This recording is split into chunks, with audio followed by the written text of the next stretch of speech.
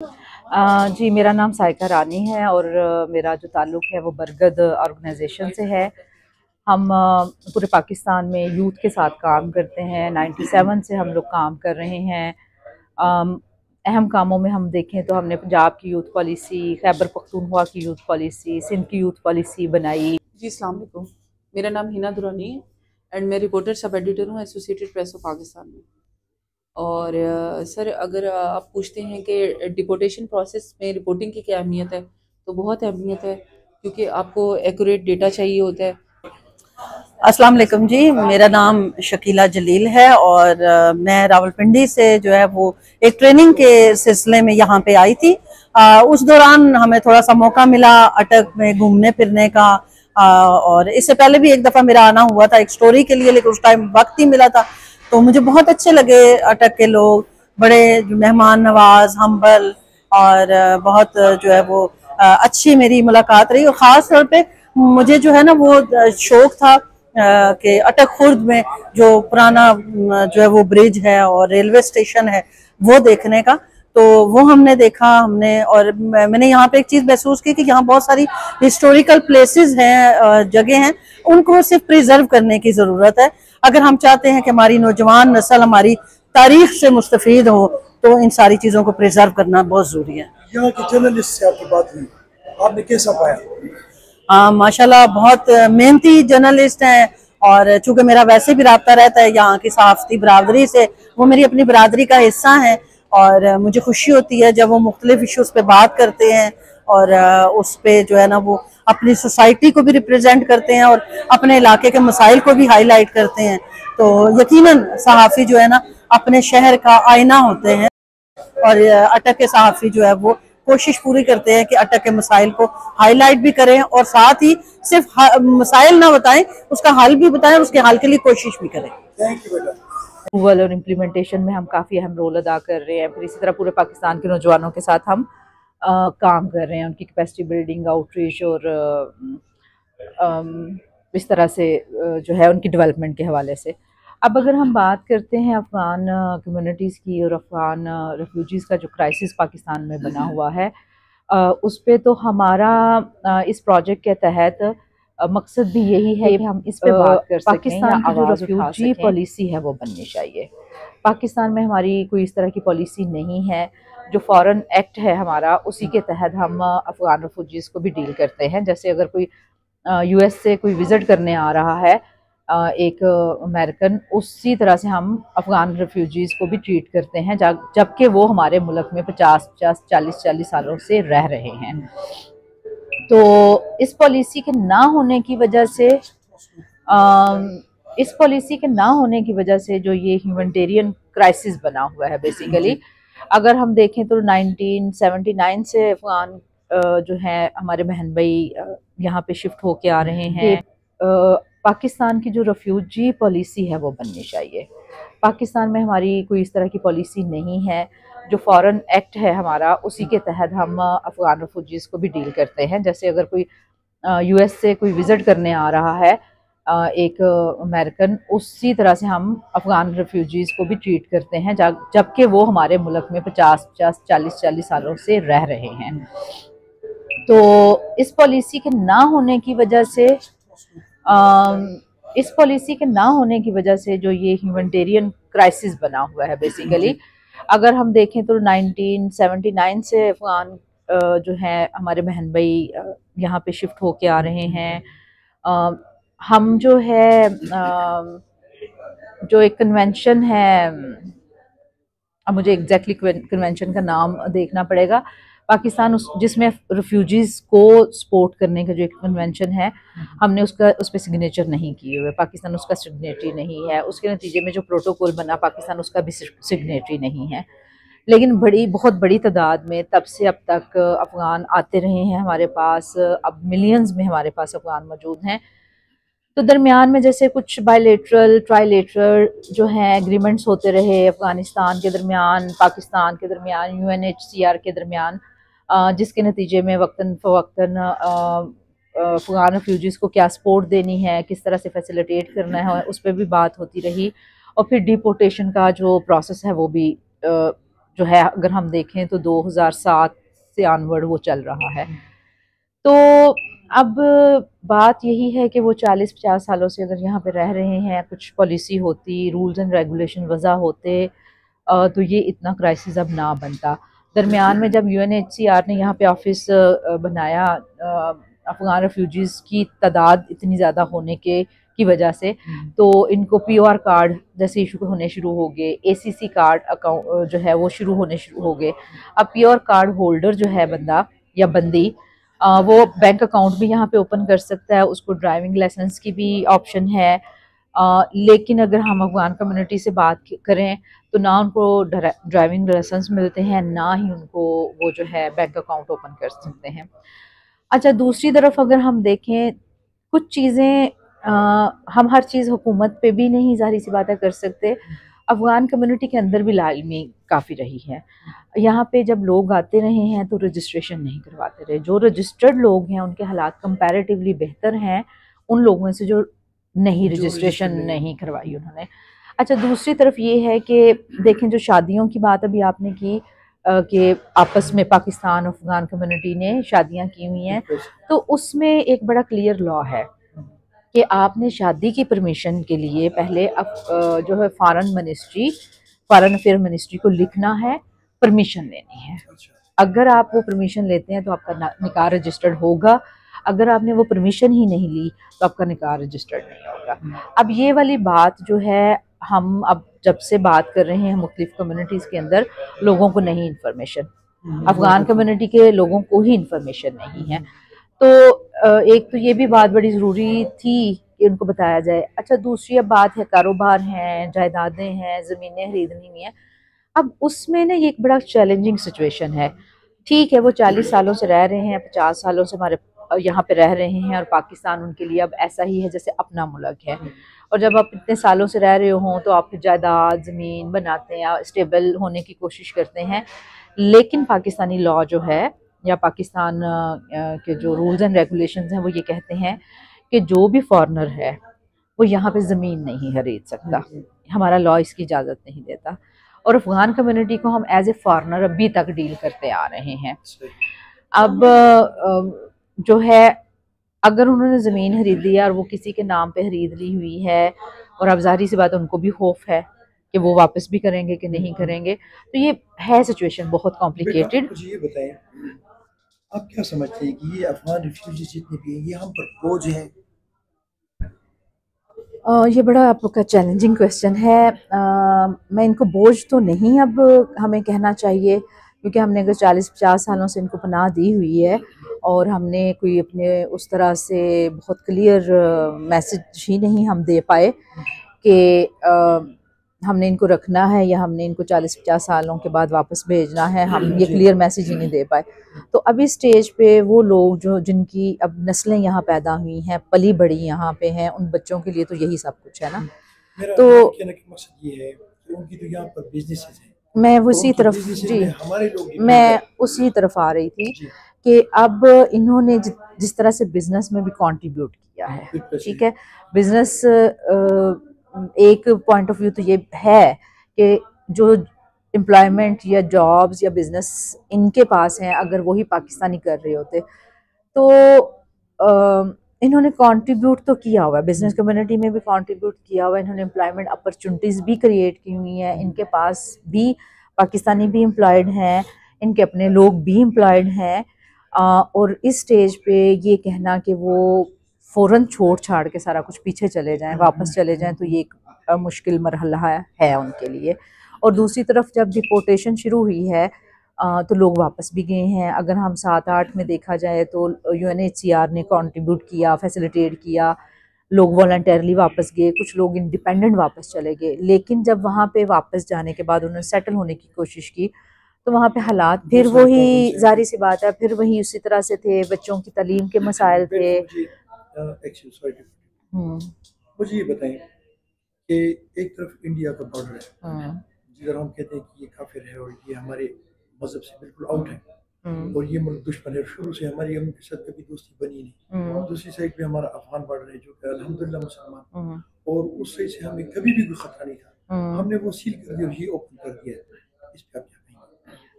Seal किसको किया है हमने? अफगान बॉर्डर को हमने पूरा सील कर दिया, कम से कम 20-20 फुट की हमने बाड़ लगा दिया, और ये साइड जो है ये हमारे दोस्त बन गए। इस पे आप क्या कहेंगे? मैं इस पे शायद कुछ नहीं कहूँगी अभी ना, क्योंकि ये इतना ट्रिकी है और मेरे पास उस तरह से इंफॉर्मेशन नहीं है। अच्छा, मुझे ये बताएं कि क्या हम अगर ये वीडियोस हम जैसे अभी आपकी वीडियो में बना रहा हूँ, अगर हम ये इस तरह की बात करें तो क्या हमारा मुल्क हमें फिर एक दफ़ा टेररिस्ट की लिस्ट में नहीं डाल देगा कि जी ये तो इन्होंने मुल्क की पॉलिसी की अगेंस्ट बात कर रही है? ऐसे तो नहीं, हम देखें अभी अगेंस्ट तो बात नहीं कर रहे, हम तो आवाज़ उठा रहे हैं कि हाँ पॉलिसी साजी होनी चाहिए, हम तो ये बात कर रहे हैं, हम तो दूसरी बात ही नहीं कर रहे, हम ना कोई रूल्स एंड रेगुलेशन तय कर रहे हैं, हम सिर्फ इतनी बात कर रहे हैं, रिक्वेस्ट कर रहे हैं जी। जैसे मैंने कहा कि हमने यूथ पॉलिसी पंजाब की बनाई, सिंध की बनाई, और हमने कंसल्टेशंस की, हमने जो उसके डायरेक्ट स्टेक होल्डर्स थे यूथ, हम यूथ के पास गए, हर तरह के यूथ से हमने बात की और उनकी रिकमेंडेशन हमने पॉलिसी साजी के लिए की। इसी तरह से अब हम जो है अफ़गान कम्युनिटी और जो स्टेक होल्डर हैं, जिन इलाकों में ये कम्युनिटीज़ रह रही हैं, वहाँ के लोगों से मिल रहे हैं, उनसे रिकमेंडेशन ले रहे हैं कि पॉलिसी साजी में क्या होना चाहिए। बेटा मुझे ये बताएं, आप लोगों ने इस सिलसिले में बहुत सारे लोगों से मिले होंगे, आम लोगों के तासुरात क्या ना देखें, अफ़गान कम्युनिटी के लोगों से जब हम मिले हैं तो वो तो ट्रॉमा में हैं इस वक्त। हाँ, वो बहुत जो है साइकोलॉजिकल इश्यूज से गुजर रहे हैं। जो यंग बच्चियां हैं जिनके तालीम के मसाइल हैं, अब एक बच्ची से हम परसों मिले जिसने FA किया कर रही थी, तो उसको अब वो कॉलेज नहीं जा पा रही, उसको आगे उसने पेपर्स देने थे, उसको एग्ज़ाम्स में नहीं बैठने दिया जा रहा। एक बच्ची ने मैट्रिक किया, अब उसको रिज़ल्ट कार्ड नहीं मिल रहा। फिर पिंडी में उन्होंने एक क्रिकेट टीम बनाई हुई थी पूरी 4-5 सालों से, तो उनके कोच से और उस टीम के कुछ लोग जो हैं उनसे मुलाकात हुई और वो परसों ही अभी डिपोर्ट हुए हैं। तो वो लोग सारे फुल ट्रामा में थे, मतलब उनके आंसू भी देखने वाले थे। कुछ लोगों को वीज़ा मिल रहा है 1 महीने का और फ़ौरन एक्सटेंशन करवानी है, तो एक्सटेंशन में इतना प्रोसेस लगता है। तो ज़ाहिर सी बात है वो कम्युनिटी तो बहुत सफ़र कर रही है। दूसरी तरफ हम पाकिस्तान कम्युनिटी की बात करें तो इसमें आपको 2 तरह के व्यूज़ मिलते हैं। एक वो व्यूज़ मिलते हैं जिन कम्युनिटीज़ के अंदर वो रच बस गए हुए हैं और वहाँ पे उनकी मोहल्लेदारियाँ, रिश्तेदारियाँ हैं, वहाँ पे आपको मोर सिंपैथी और एम्पैथी मिलती है। और जो लोग थोड़ा उन कम्युनिटी से उतने इंटीग्रेटेड नहीं हैं, फासले पे हैं, तो वहाँ पे आपको ये भी व्यू मिलता है कि जो एम्प्लॉयमेंट अपॉर्चुनिटीज़ अफ़गान के जो लोग हैं उन्होंने ऑक्यूपाई की हुई हैं वही पाकिस्तानी लोगों को मिलती, या जो बिज़नेस वो कर रहे हैं वही पाकिस्तानी लोगों को मिलते। तो आपको मिक्स हमें ज़ाहिर सी बात है व्यूज़ मिल रहे हैं। और सर अगर आप पूछते हैं कि डिपोर्टेशन प्रोसेस में रिपोर्टिंग की क्या अहमियत है, तो बहुत अहमियत है, क्योंकि आपको एक्यूरेट डेटा चाहिए होता है किसी भी डिपोर्टेशन प्रोसेस या किसी भी डिपोर्टेशन जो इशू है उसको हल करने के लिए। ठीक है, उसमें ये है कि आप लीगल हेल्प आप ज़रूर लें। ठीक है, उसके अलावा ये है कि उसमें आप उन इंडिविजुअल्स के साथ भी आप इंटरव्यू ज़रूर करें, और स्टैटिस्टिक जो ब्यूरो है उससे आप डेटा भी आप ज़रूर लें। डेटा लेना भी बहुत ज़रूरी होता है। ठीक है, और उसके बाद जो है वो ये है कि आपने जो भी सोर्सेज वगैरह यूज़ किए हैं वो रिलायबल सोर्सेज होने चाहिए, रेलेवेंट सोर्सेज होने चाहिए। ठीक है, ये बहुत ज़रूरी है। और उसके अलावा ये है कि आपके पास जो डेटा है उसको डेटे को फ़िल्टर भी आपने करना है। ये नहीं कि पूरा का पूरा जो मतलब क्या कहते हैं यूज़लेस डेटा भी आप उसमें डाल दें। जो उससे रेलेवेंट डेटा है उसको आपने डालना है, फ़िल्टर करके डालना है, कंपाइल कट करके डालना है। ठीक है, आपका बेटा क्या ख्याल है कि डिपोर्टेशन के लिए हमें किस तरह का डेटा चाहिए, उसमें क्या चीज़ें कंपल्सरी जो चीज़ें होती हैं उसमें ये कि वो राइजिंग इशू हो। ठीक है, यानी कि सबसे पहले उन लोगों के पास जाएं जिनको डिपोर्टेशन इश्यूज़ हैं। ठीक है, उसके बाद आप उनसे वो इश्यूज़ ले लें। उसके बाद आपको जो लगता है, जिस तरह रिपोर्टिंग में ये कि आपको जो लगता है कि जो सबसे अपराइजिंग इशू है या जो जिस इशू को रिजॉल्व की तरफ जाना चाहिए उस इशू की तरफ आप जाएं। उसमें आप जो है वो लॉ मेकर्स वगैरह उनसे भी आप ले सकते हैं कि इसके लिए क्या कवानीन वगैरह बने। आपको कवानीन से जो है उस हवाले से मतलब वेल इन्फॉर्म्ड होना बहुत ज़रूरी है। अगर नहीं भी हैं तो आप उनकी सजेशन ले सकते हैं उसके अंदर ना, ताकि आप जो है उस चीज़ को सही तरीके से प्रोसीड कर सकें। और प्रोसीड करने के बाद फिर आपने उनसे सोल्यूशन भी मांगना है। ठीक है, और उस सोल्यूशन के बाद जो है वो सोल्यूशन बेस्ड आपने एक पूरी की पूरी आपने स्टोरी बना ली। उसके बाद आपने एक सोल्यूशन आगे से देना भी है कि भाई इस तरह करें तो इस तरह के इश्यूज रिजॉल्व हो सकते हैं। आपने बेसिकली सोल्यूशन बेस्ड रिपोर्टिंग करनी है। हमारी रिपोर्टिंग तो आमतौर पर प्रॉब्लम क्रिएटिव या अपनी पर्सनैलिटी जो उजागर करने की होती है, इस बारे में आप क्या कहेंगे, हमें कैसी रिपोर्टिंग करनी चाहिए? हमें एथिकल रिपोर्टिंग करनी चाहिए और हम लोगों को सोल्यूशन बेस्ड रिपोर्टिंग करनी चाहिए। हमें इश्यूज को देखना चाहिए और उसके अलावा ये कि हमें we should be honest with our work. इस चीज़ को पीछे पसे पुश्त रख के कि भाई आप अपने लिए या अपनी फलाह के लिए काम करें। इन चीज़ों को छोड़ के असल में जो सोसाइटल इश्यूज़ हैं उनके ऊपर हमें काम भी करना चाहिए, उन पर रिपोर्टिंग भी करनी चाहिए। और उसके अलावा ये है कि उन मसलों को सॉल्व करने के लिए हमें स्टेक होल्डर्स के साथ, चाहे एज एन एक्टिविस्ट या अवेयरनेस सेशंस हो गए या फिर हम लोगों को कोऑर्डिनेशन या हम लोग आपस में उनसे बात करके तो हम इन चीज़ों को एड्रेस की तरफ जाना चाहिए। हमारे अटक में कभी ऐसे कोई मीटअप नहीं हुआ जो अभी हुआ है, क्या आप ये नहीं समझते कि हमारे जो जितने भी सहाफ़ी हजरात हैं या सोशल वर्कर्स हैं, इनकी प्रॉपर ट्रेनिंग होनी चाहिए? क्योंकि हमें तो उर्दू बोलना या जिस सब्जेक्ट में हम जिस चीज़ की हम रिपोर्टिंग कर रहे थे वो लैंग्वेज ही हमें नहीं आ रही होती। फिर इसके अलावा ये कि हमें टेक्ट पता नहीं होता कि हमने इस चीज़ के क्या टेक्ट इस्तेमाल करें, वो तो चीज़ नहीं है। आप सर मेरा ख्याल ये है कि डिजिटल रिपोर्टिंग है ना, ये डिजिटल स्टोरी टेलिंग, इसकी खास तौर पे यहाँ पे वर्कशॉप्स की बहुत ज़रूरत है क्योंकि यहाँ यंग अटक के लोग हैं, इनको भी वेल अवेयर होने की ज़रूरत है। और जहाँ तक बात है, मैंने खुद भी जबकि प्रिंट जर्नलिस्ट हूँ, इसके अलावा मैंने डिजिटल जर्नलिज्म भी मैंने ना सिर्फ पढ़ी है बल्कि मैंने ऑडियो वीडियो एडिटिंग का मैंने कोर्स भी किया है। और उसके अलावा ये है कि डिजिटल पे मैंने स्टोरी टेलिंग पे मैंने दी भी हैं, वर्कशॉप्स वगैरह भी दी हैं। तो अगर मतलब आप लोग अगर लेना चाहते हैं, नो प्रॉब्लम एट ऑल, मैं खुद आप लोगों को जो है वो ट्रेनिंग्स देने के लिए तैयार हूँ। अगर मेरे साथ कोई कोलैबोरेट कर दे ताकि मुझे एक असिस्टेंस होगी ना तो फिर मैं देने में मेरे लिए आसानी होगी। तो सर अगर इस तरह की हेल्प चाहिए हो तो आई एम ऑलवेज देयर। आप लोग आएँ ज़रूर, किसी के साथ कोलैबोरेशन करके डू लेट मी नो, तो मैं वो आपके सर्व करने के लिए मैं तैयार हूँ। आप अटक पहली दफ़ा आए हैं? जी सर, मैं पहले यहाँ के लोगों से मिल के आपको अटक कैसा लगा? सर बड़ा साफ़ सुथरा है, बड़ा सरीन इन्वायरमेंट है और बिलीव मी लोग भी सर ज़्यादा तो मेरा नहीं हुआ, लेकिन जितने लोगों से भी मेरी मुलाकात हुई है बहुत अच्छे लोग हैं, बहुत मिलनसार हैं, बहुत प्यार करने वाले हैं और मैं बार बार अटक आना चाहूँगी और मुझे चांस मिला तो मैं ज़रूर आऊँगी। थैंक यू बेटा, थैंक यू सर। पहली बात तो ये है कि आपको ये पता हो कि खबर में कौन कौन से कंपोनेंट पहले ज़रूरी हैं। That is WH family, what, why, when, who, where और हाउ। तो ये 6 अगर आपको W और H पता है तो आप खबर एक्यूरेट फाइल करेंगे, अदरवाइज आपकी खबर नामुकम्मल है। तो whenever you are going to report any story, you must consider these 5 W's and 1 H। मेरा दूसरा पॉइंट है, हमें एक सिंपैथी है, एक एम्पैथी है। तो हमें मैडम, मेरा ये ख्याल है कि हमें एम्पैथी हमारे जहन में हो। सिंपैथी वो है कि मसलन एक बंदा भूखा है तो मैं कहूँगी आप देखें बेचारा भूखा है, ये सिंपैथी है।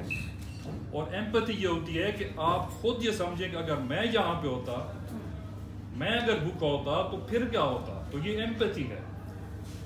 तो जब आप रिपोर्ट कर रहे हैं तो आपके जहन में एम्पैथी हो, उस बंदे की जगह पे आप खुद खड़े होकर फील करें कि यार इसकी फीलिंग्स क्या है। Number 3 point is that is inclusive language.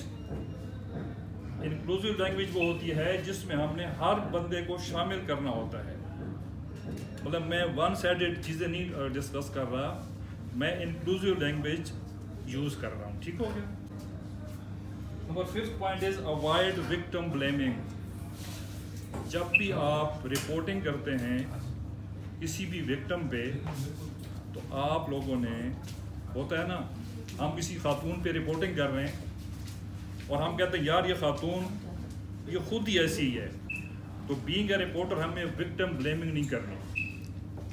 Humanitarian assistance, फिर ये देखना है कि क्या इसको कोई असिस्टेंस की ज़रूरत है इंसानी बेसिस पे। Next is HR violation if any. फिर आपने ये देखना है कि ये जो स्टोरी मैं कर रहा हूँ क्या इसमें ह्यूमन राइट्स कहीं वायलेट तो नहीं हुए।